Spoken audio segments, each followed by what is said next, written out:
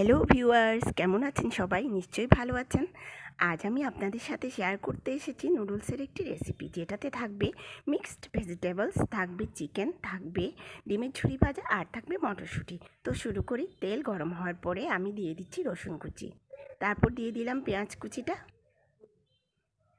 দিয়ে সামান্য নেড়ে চেড়ে দিয়ে দিচ্ছি হাফ টিস্পুন সল্ট আর হাফ টিস্পুন টারমারিক পাউডার। অপেক্ষা করি।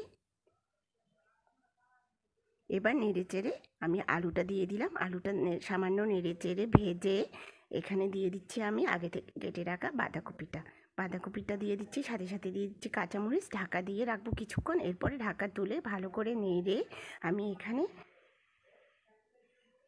দিয়ে দেব আগে থেকে সেদ্ধ করে রাখা মটরশুঁটিটা। এটাও কিছুক্ষণ আমি নেড়ে নেব।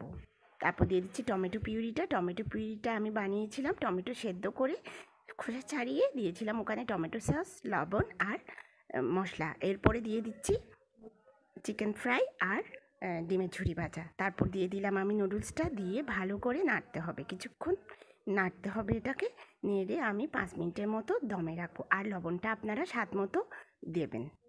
আমি নুডলসটা সেদ্ধ করার সময় লবণ দিয়েছিলাম। এরপরে এটা গরম গরম নামিয়ে পরিবেশন করুন।